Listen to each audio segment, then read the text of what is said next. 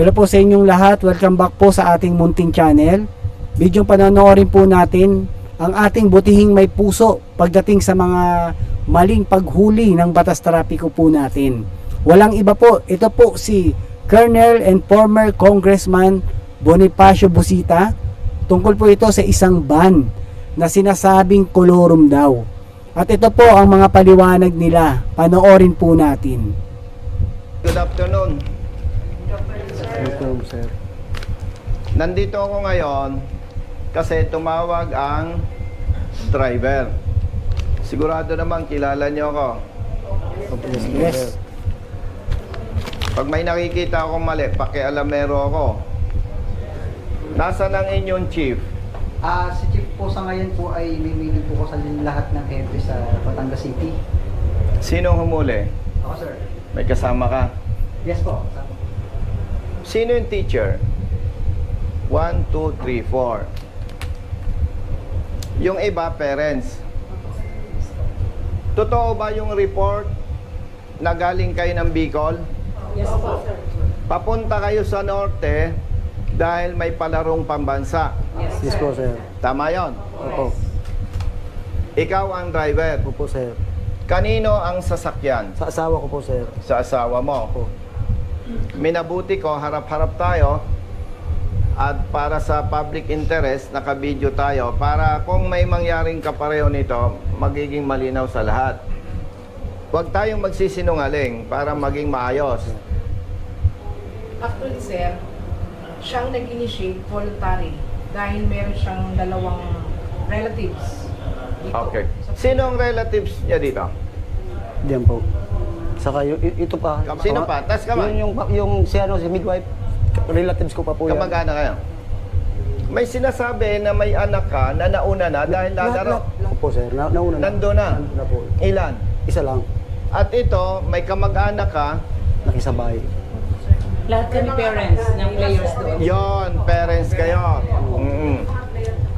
Anong usapan nyo sa fuel? Sabi ko, sir, sa kanila, sila naman naman sabi, pagdating sa diesel, hati-hati na lang daw sila. Yon.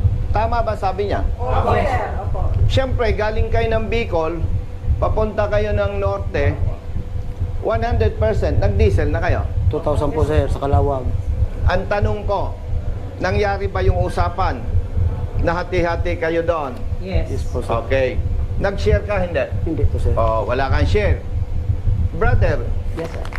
ano ang ibig sabihin ng kolorom? Sir, may iba't iba po kasi tayong klase ng colorum. Pero yung pong tinigil... Naka-record tayo, ha? Ako, yes, sir. Yung tinigil ko po sa kanila, sir, ay private motor vehicle operating as for hire. For hire. Yes, sir. Anong basehan mo? Ang basehan po namin, sir, ay dahil po sila po ay nagkaroon ng ambagan para po doon sa Pangkurodo. For hire yun. Yun po. Malinaw, ha? Hindi nahawakan niya yung pera, ha? Nagbayad sila, hati-hati. Ay Sa'yo, for hire na yon. operating as for hire po. Sir, excuse me. Hindi po namin sa kanya binibigay yung panggas. Isa pong parent ang mahawak, siya ang magbabayad. Sige, sino? Para malinaw. Sir. Ikaw. Opo. Ang unang binayaran mo sa Calao, Quezon, 2,000. Oo. Ibig sabihin mo, doon sa version na yon, ang pagkakilala mo, pagkala mo, for hire na yon. Operating as for hire po. Operating as for hire. Opo. Igagalang ko yung pananaw mo. Kaya nga naka-record tayo, eh. Yes, sir. Dahil magko-contest kami sa LTO. Yes, sir. So, ang pagkaintindi mo, operating for hire. Yes, sir. Alam mo ba na ikaw ay public servant? Kayo, Yes, sir. Hindi. Na po saan? public servant. Yes, sir. Naimbestigahan mo ba na itong mga ito galing Bicol papuntang Norte? Yes, sir. Ipagpalagay, hindi ko sinasabing kolorom. Ipagpalagay natin, talagang kolorom. Nakita mo, may batang maliliit, imposible namang magsabi ito na teacher, hindi naman. Nakita mo, may batang maliliit. Sa ngalan ng public service, wala ka ng ibang pwedeng gawin? Bago po namin sila, no, pagkahuli na po, na nandito na sa compound, ang una naming decision is to impound the motor vehicle. So ang instruction namin, kami po ay nagsabi sa kanila na para naman po kami makatulong kahit papaano at makapagpatuloy po sila sa pagbabiyahe, kami po yung nag-offer na iahatid po namin gamit ang aming mobile sa terminal at para po sila ay makasakay ng bus. Habang nagtiticket po kami, actually nakaprepare na po yung fountain receipt eh. Siyempre may mga kasama din po kami na nagtatawag sa hepe namin. Oh. Report po yung nangyayari. So ngayon, dahil nga po nakita namin na maraming pasahero, may mga bata, nag-decision po ang hepe namin, binigyan kami ng instruction. Ganito sir, technical impoundment na lamang. Ano pong ibig sabihin? Tanggal plaka. Tanggal plaka, pwede na po silang umalis. Kawawa ang driver eh. O baka hindi mo alam ang So okay na yun. Pwede yun, maganda yung ginawa nila, no? Ng hepe nila na inapprove yung ganon. Tanggal plaka, no? Then, ano na lang. Pero ang masakit kasi, sa side ng driver, ang laki kasi ng fine. Autobus, pagka ganyang nahuli ka as colorum, 200,000 yan. Ang bigat niyan. Alam ko nga dati, 250 yan eh. Kung ngayon, 200 medyo mataas pa din yun. Kaya medyo kawawa itong driver, no? Lalo na't yun nga, ay kung naghuhulog pa siya dyan sa sakyan na yan. ang ginagawa ng ibang pulis at enforcer. Nakakita lang, walang plaka. Letse-letse nang abuti ng mga ito. Imagine! Kanya kahapon, nasabi ko po maawa kayo, dala namin sir ang ibang gamit ng mga bata, yung sapatos. Kasi po hindi kasi yung timbang po sa aeroplano, nauna na po yung mga bata. At Pambira sabi ko naman. po sa kanya, siguro po magulang ka naman. May nabubuhay pa sa kanila, Naiintindihan sir. o nararamdaman natin, pero hindi po, tumawa lang po sila. Wala naman problema kung kawawa naman yung mga bata, ticket na lang, tapos sir, proceed ka na, magko-contest ka kasi ikaw ay inaakusahan ko ng kolorom. Pambira naman oh.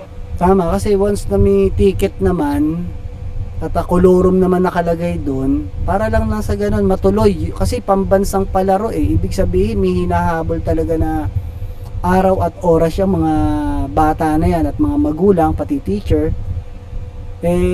Kagaya niyan, napurnada talaga yung tiyak hindi to nakalaro itong mga bata na to. So sa pagkakahuli sa kanila, paano kung mapatunayan na hindi naman daw kolorum, di sasabihin lang ng mga nanghuli, sorry, ibabalik na yung sasakyan, yung plaka, kung ano man yung kinuha. Di ba? Wala man lang parusa o penalty na ibibigay sa mga nanghuli, di ba? Or dapat merong makuhang kahit papaano na mga ilang araw na pang-aabala sa driver or do sa mga tao pa. Dapat may ganun may balik, may return na ibigay ang ang ahensya kung mali talaga pagkakahuli nila. Dapat mabayaran yung taong hinuli. Tawagan mo yung EP mo. Kausapin ko. Itinatawag lang po kay RD po na Sige. in regards po doon sa matter na gusto niyo. Sige. Lang po, sir. Pwede tayo magpatupad ng batas na hindi masasakripisyo ang kapwa natin. Ibig mo ba sabihin, kung pinatuloy ninyo yan, tinikitan, wala na kayong habol, may habol kayo Bakit? Magre-renew ito ng lisensya. Magre-renew ito ng Yun nga sasakyan. yun. Pwede ninyong padala ng show cause order. Ang daming method ang daming ways. Pero tingnan mo naman mga bata yun nga lang, nasa bahay ka, walang tubig. Iritado ka na Ito. Tapos sabi nila, sir, Tapos itong mga to, majority, mga babae. Pambira naman Brother, naintindihan ka dahil hindi ka hepe. Pero gamitin nyo naman puso nyo. Naniniwala ka, siya ay sa ngalan ng pagpapatupad ng batas. Siya ay suspect pa lang na nangungulorom. Hindi. Pwede mo mapatunayan na sa kolorum o hindi. Ano? Yon, ibig sabihin, from that words, hindi ka pa siguradong kolorom nga. Opo, pero... Yun ang sinasabi ko sa iyo, brother. Opo. Malinaw yan. Opo. Hindi ka pa sigurado na kolorom nga. Opo. Pero na-perwisyo na sila. Okay, i-shortcut natin. Nag-contest. Na-prove. Hindi kolorom. Di, na-perwisyo na sila. Yun yung sinasabi ko kanina. Pagka ganon, napatunayan na hindi naman talaga kolorum, dapat yung abala sa kanila ng gobyerno, ibalik kung magkano yung isang araw na dapat ibigay sa kanila at kung ilang araw yun ibalik.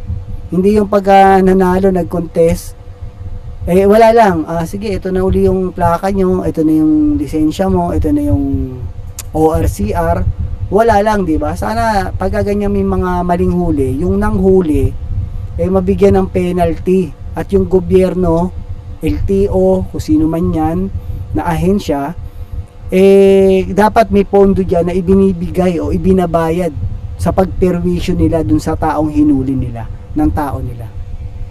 Yan ang sinasabi ko eh. Hindi nyo Bakit kaya hindi gawing batas ng ano yon ng mga congressman at senado, no? Dapat gawin nila yun eh. Total, hindi rin naman nila pera yan. Dapat ganun, hindi yung kawawa na lang palagi yung taong bayan. naintindihan yung tamang public service kasi pwede pa rin nating habulin yan, may kapangyarihan pa rin tayo sa pamamaraan na hindi mapiperwisyo. Itawag nyo sa RD. Anong sabi? Co-coordinate po ulit kay RD. Kung, Yung regards po dun sa mga... sige. Alam mo ang number ni RD, kakausapin ko. Wala po ako number ni RD. Akin na, kasapin ko si Hepe. Dial mo. Opo. Hello, Chief. Hello po, Kong. Good afternoon po. Nandito ako kasi yung mga papunta sa palarong pambasa, nandito ang teachers saka parents, in-impound nyo. Pwede naman tayong magpatupad ng batas, Hepe, with all due respect, na hindi mapiperwisyo itong mga bata, itong teachers, at saka itong parents. Opo, opo. Balik ang ano po yan, isinangguni doon na rin po kay RD po namin. Ang advice po sa amin ni RD is para po makatuloy pa rin sila, ma'am, sa kanilang pupuntahan, is imbis na physical impounding po ang gawin namin, ay yung plaka na lang po. Naintindihan kita, pero mali pa rin eh. Opo, opo. Ang layo-layo ng biyahe. Sige, tawagan mo si RD. Opo. Sabihin mo, nire-request ko, ibigay yung plaka para makabiyahe ito ng maayos at hindi abalahin ng mga pulis at enforcer sa biyahe. Kasi may ticket naman eh. Tapos tawag po ako ulit. Sige. Pakibilisan mo, Thank you po, kawawa itong mga to. Opo. Thank you po, thank you po. Dapat pala, ang katulad niya, BO-BO. Makikisakay na lang kayo, kanya lahat ng diesel. Yun nga po sir, ang sabi ko sa kanya, na hindi naman kayo maniniwala na sasagutin ko lahat. Kasi sa akin ang ako yung ban. Oo, yun nga, magkakapit bahay lang naman to or magkakalugar. Tapos, yun nga, may palarong pang bansa na pupuntahan ng mga bata. Siyempre kasama yung magulang at teacher. So dun pa lang dapat medyo binigyan na ng consideration ng huli. 'Di ba? Kasi ang nangyayari kasi pera-pera talaga yan eh. Once na mahuli nila yan, malaki ang incentive na makukuha ng mga nanghuli. Kaya hindi na pinakawalan yan. Buti na lang mautak tong driver at meron siyang number na itong ating butihing former congressman na si Bonifacio Busita, na sana talaga ito manalo tong senator, itong darating na susunod na halalan. Malaki maitutulong sa atin nito. Ako pa nagdadrive, simple sabi ko, Kita nyo? sila naman ang mag-ano. Kita nyo ang problema, no? Kailangan pala BO-BO ang may-ari ng sasakyan na bawal kayong mag-share ng panggasolina o diesel. Pasensya na kayo ha, talagang malaki ang problema natin sa ating sistema. Alam ng Diyos, hindi ko binalak pumasok sa politika. Pero nakita ko ang pang-abuso, pang-api, at maling pagpapatupad ng batas. Kaya ako'y pumasok sa politika. Naging congressman ako. Bakit naghahangad pa ako magsenador? Nakita ko, kulang pala yung kapangyarihan ng congressman para ipaglaban ang ating mga kababayan na inaapi at inaabuso. Kaya ito, sa pagka tumakbo po sana uli ito si former congressman bilang senador, itong susunod na halalan, sana po iboto po natin to kasi marami talagang matutulungan to. Lalo na dito sa Visayas, Mindanao, hindi man siya nakakapunta dyan. Pero once na itawag yun sa kanya, yung problema nyo, hindi man siya makakapunta dahil sobrang layo, pwede naman siyang tumawag at kausapin kung sino yung mang chip ang nandyan or yun ang huli para mapaliwanagan at baka sakaling maabsuelto kung maling huli talaga, no? Dito malakas siya sa NCR at saka dito sa Luzon area. Kaya ito, nung tumakbo sa senator to, 12 senators lang ang kukunin, pero pang 18 siya. So medyo may ilang may 6 pa na lalaktawan sana siya para makapasok siya sa Magic 12. So siguro sana itong susunod na pagtakbo niya bigay po natin sa kanya yung suporta, no? Kasi totoong public servant talaga to, may puso at lalong-lalo na sa mga mahihirap. Kaysa naman yung mga nananalo diyan na senador na paulit-ulit na lang tapos wala naman din nagagawa. Ito, subukan natin. Sana sa Visayas, Mindanao at makakatulong din to sa inyo. Malaki maitutulong po, no? Kahit malayo siya. Lalo na pag naging senador na po. Tutulungan natin siyang mag-contest. Okay? Kasi pagka yan ay hindi natin tinulungan, nagmagandang loob na sa inyo, ma-impound pa yung sasakyan, ang multa 200,000. Kasi ang intention pag kolorom, kunwari ako nagko-kolorom, Ang laki. ang unang intention ko kumita ng pera. 200k. Yon. Pangalawa, habitual, paulit-ulit. Kasi siyempre, kung kolorom ako, kumikita ako sa inyo, dapat ulit-ulit. Sana man nakakitang kumikita ako tapos minsan lang. Pero ako nagtitiwala naman kay Asek Bigor Mendoza na hindi sapat na basehan yon para sabihin kolorom. Yung mga damit ninyo, yung gamit nyo, nagkasya sa likod. Pinasuot ko po sa ilalim ng sir, kasi sabi ko nga, puro lang bag, walang malita. So may malita, pero may bigas. Ilang kilong bigas dala nyo? 40? lang ako sa budget. Kasi po wala talagang budget. Tipid-tipid lang po kaya nagbabalik. Sunusit nga lang 40 sir. kilograms sa bigas. Magkano isang kilong bigas? 20 daw po. 20? Ha? Hopefully. 57. 60 times 40. Brother Matt, kunin mo yung bigas, babayaran natin. Bumili na lang kayo doon para mabawasan yung bigat. Thank you, sir. Ha? Magkano bunso? 2,000. Pag yung 40 kilos, 60 pesos. 2,400. Walang nga mat, magkakalculator ka pa. Ano si Kuya? Pambira naman to. Maya ka nga. Ito, walang calculator, 2,400 daw. Ikaw Nakabisi po. Diba? Sir, hindi lang daw po makontak ni Chief si RD kasi kasama daw po si Secretary Jason Mayor. Pero yun naman po, bago naman po kami mag-ticket at bago po magbakwas ng plaka, ay sinanggunan na naman namin po yung kay RD. So ang instruction po ni Hepe, RD mag-stick po kami dun sa... Hindi bale, ako ang tatawag kay Epe. O, iwanan nyo yung bigas. Makagaan din sa inyo. Gawin lang tatlo. May ari ng bigas. Come here. Oh. Tatawagan ko si RD para doon sa plaka. Option 1, kung hindi ko makontak si RD, takbo kayo. Grabe, no? Nag-ano pa siya, no? Concerned pa siya sa yung pwesto kasi mabigat nga yung bigas. 40 kilos yun, malaking kabawasan yun, no? So, kinuha man niya, kasi nga, yun yung purpose niya dun yung bigat mabawasan. Siguro nga kung hindi, baka hinayaan na lahat, binigyan na lang ng pera, no? Dahil nga, kailangang alisin yung bigas para gumaang, binigyan na lang ng 3K. Doon na lang sila bibili, no? Malaking luwag pa rin. Ilan ang plaka tinanggal? Lahat po sir. Lahat? Yeah. Alang yan naman. Kinawawa kami. Basta may makakitang pulis dyan, may makakitang enforcer. Gusto kami palabasin. Ay, Diyos mayo naman. pababiyahihinin mo. Bakit kinumpis ka niyo yung ORCR, hindi man lang kayo nag-initiate na, sir, papaserox ko ito ha, para may kopya ka. Paano pala kung itong mga ito'y walang utak, tumakbo, naniwala sa'yo, walang plaka, una at huli, walang ORC yan, Wala lahat. wala lahat.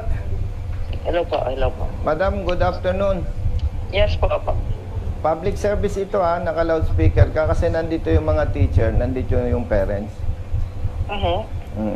Wala namang usapang personal. Nandito pa sila kasi ang kinakatakot nila, 2 plaka pala ang tinanggal sa van. Ay imagine madam, real talk tayo. Papunta ito ng Lawag City. At Malayo. dadalo sa palarong pambansa. May 3 bata dito, kung hindi ako nagkakamali, mga 6 years old, 10 years old. Tapos 4 na teachers. And the rest, parents. Ay kaya pala kagabi pa, hindi sila makaalis-alis. Alam nila ang sitwasyon. Pag tumakbo ang van, walang plaka, baka 3 araw na sila sa biyahe dahil lahat ng dadaanan nila na may pulis, lahat ng may enforcer, paparahin yan. Ang haba 100% sigurado yun, paparahin yun. Makakita ng maliit na violation, lalo na pag walang plaka. Ang haba ng biyahe nila from south to north. Sigurado, ang dami nilang dadaanan checkpoint at yung mga nagta-traffic dun, no? Talagang abala yon, sigurado. At hindi lang abala, baka tikitan pa uli. mahaba ng kwentuhan. Ngayon, pinapatawagan ko kay District Officer si RD. Mukhang may event. Tinatawagan ko si Executive Director, parang may conference, hindi nasagot. Ito naman madam, sa ngalan ng public service, may ticket, alleged colorum, may holding pa rin ang LTO kasi magre-renew ng sasakyan, magre-renew ng lisensya. Ang request ko sana dito sa LTO dito, huwag kakalimutan yung public service na hindi naman mga kriminal tong mga to. Kagabi pa, kahapon pa na dito. Ang request ko, sa ngalan ng public service, with all due respect, ipa-release ninyo ang plaka dahil talagang baka abutin to ng... Grabe, kagabi pa lang, kagabi pa, ibig sabihin, isang maghapon na sila ngayon dyan, no? Kung anong oras man yan. At siguro doon na lang din natulog yan, may mga bata pang kasama doon sa sasakyan. Kasi talagang wala na, hindi na nila habulin yung palarong pang bansa na para makapaglaro kundi yung sasakyan na lang kasi kawawa talaga yung driver dyan. 200,000 ang multa niyan 3 araw o 5 araw, ang layo ng Lawag. May dito kaya silang copy ng ORNCR? Siyempre, may ORC yan. Nandiyan po sila, sir. Kinuha po nila. Kinuha ng enforcer. May kopya pa ang driver. Wala po, sir. Walang kopya na ang driver. Wala po, sir. Yari. Naku, lintian yan. Wala nang kopya ang ORCR itong driver. Kinumpis ka ng enforcer nyo. So ganito na lang po, sir. Yung copy ng ORNCR, papa-photocopy na lang po dyan sa LTO San Pablo. And then, ipa-ano na lang po namin ng plate. Then kung ano po, pwede naman po silang mag-file ng protest. Exactly. Pero ang ano nga dyan, madam, pakituruan nyo yung mga tao nyo. Balansehin yung pagpapatupad ng batas at public service. Tama yung sabi mo. Imagine pala, tatakbo, walang plaka, walang ORC yan. Wala po, sir. Kasi kinuha po niya. Talinti ka na. Sige sir, di pa-ano ko na lang po. Pakibigyan mo na instruction nitong assistant chief. Ito. Sige po, kausapin ko na Okay, po si okay. Chief Melvin. Ang Chief Melvin. Okay. Hello Chief. Yes po. May copy tayo ng ORCR ng sasakyan. Yes po. Sige.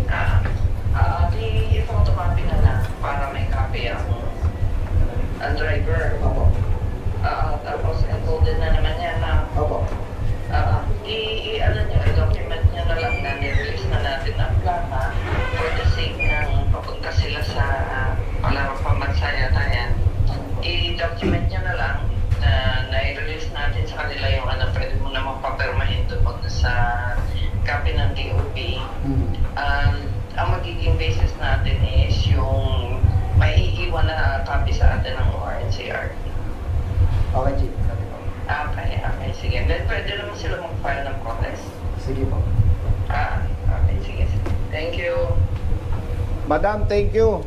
Okay po. Okay, thank you, bye-bye. Ingat, sige. Ma'am, bantayan nyo ha. Opo, opo. Pag Thank you. pag inaantok ha. Opo. Pag antok ha. Welcome sa inyo in Bicol in 2028. Alam Ang mo. brother ko po ang newly elected mayor in Ayun. Yan ang maganda dyan, no? Maipararating yung tulong na yan para sa darating na 2028 election. Sana tumakbo ulit ito si former Congressman na Busita.